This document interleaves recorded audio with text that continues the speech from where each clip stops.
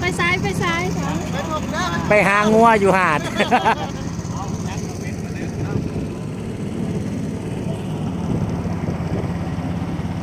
ไปเอามันเผาเด้อ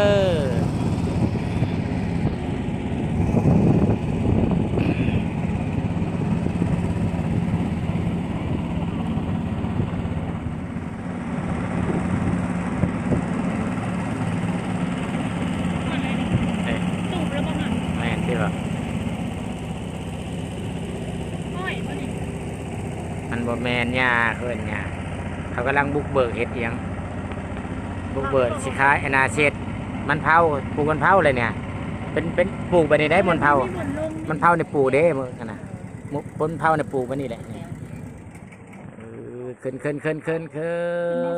เบิ่งเราจอดเป๊ะบอกเป๊ะเลยดึงไว้ในดัดเอาน่ะมัดแน่ลูกไปเอาโลด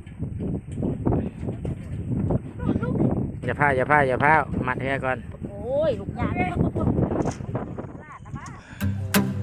ระวังเด้อกิ่งลงมาบริหารได้ถือโทรศัพท์อยู่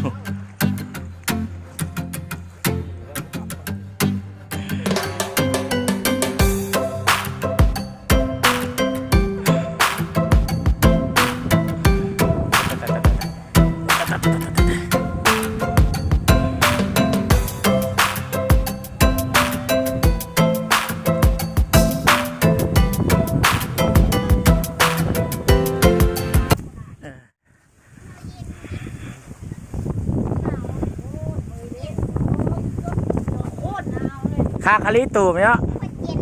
โคตรเย็นวะแขวมึงอะโคตรเย็นเลยแขวมีเบียร์ดกเบียร์ดูกัดเบิ้ลเลยของ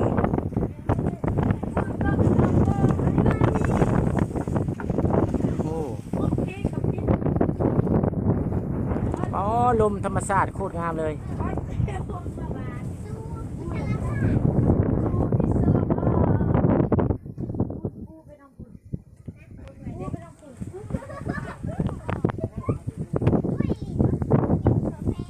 นี่ปลูกมันเผาด้วยนี่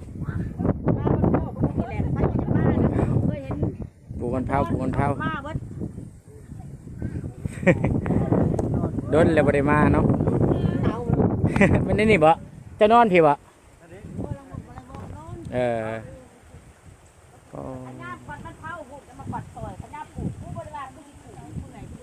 น้ำท่วมมาท่วมหมดบ่นี่ป๊าดทุสรุปปีละเถื่อเนาะ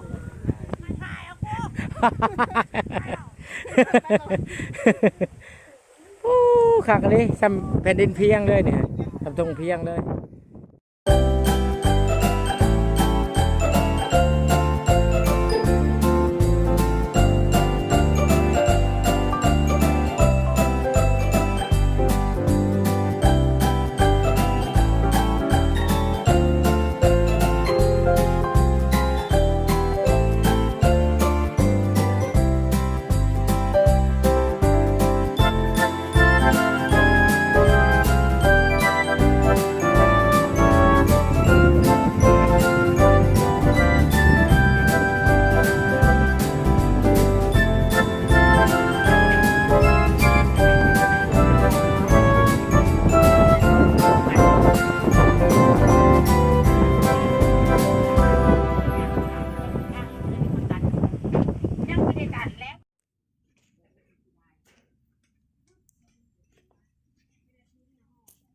อันนี้มันเผาเด้ออันนี้เด้อเป็นปลูกมันเผา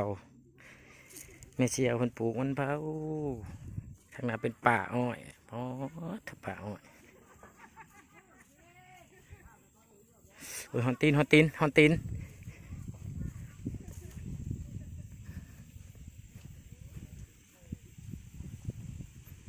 โอ้ยลำบกจริง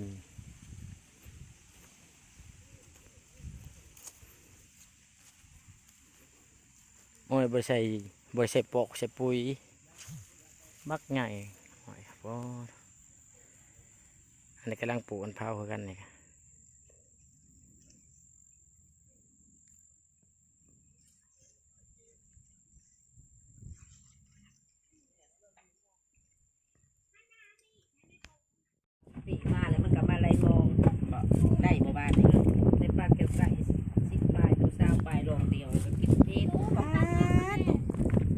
นดอกปลาเกี่ยวไก่แซ่บไปเทได้กินได้ เด็กยังแกะระวังมันหนีบมือเด็กก่อน ใช่หม้อพ่นจับเอา ระวังมันหนีบ จับเบิดฮะ โอ้บ้ามันสิหนีบมือมันเลย หุบเอาโลด ทั้งย่างไม่ย่างแล้วเราออกแล้วตัวนี้ค่ะ ปีอ่ะย่ามันเข้ากว่ามาโคบริมา2-3 ปีนี่แหละบ่ยากปีนึงเขามากกว่าเขา ก็ขอบคุณประหยัดเลยเพื่อน มันสิยากจังนี่มันสิยากครับนี่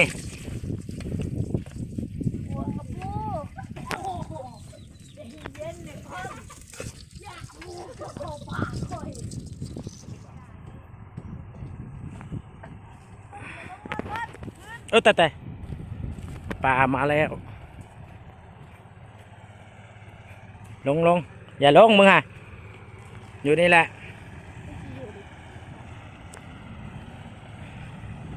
คึบ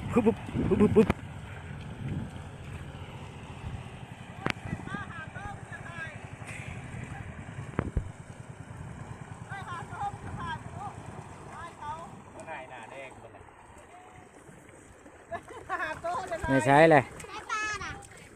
โอ้ละปุ๊ออกมาปุ๊เอาเลยไม่ใช่ปลาน่ะนี่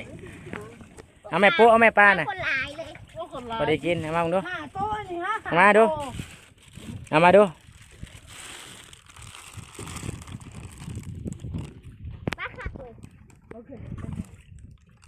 มาเอาขึ้นก้อนขึ้นไป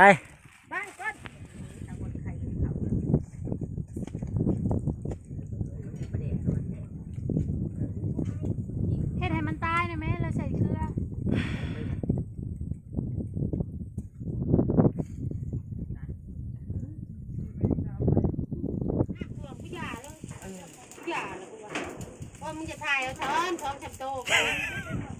ถ่ายตัวมันน้อยนี่แหละ 2 โตยังหอย4 โตยังเอาลงหอย4 หน่วย บ้านยังเด็กเขาบ้านบอก ปลาเขามัน เกี่ยวไก่ปลาหมูมันเอินกันหลายแบบปลากระทิง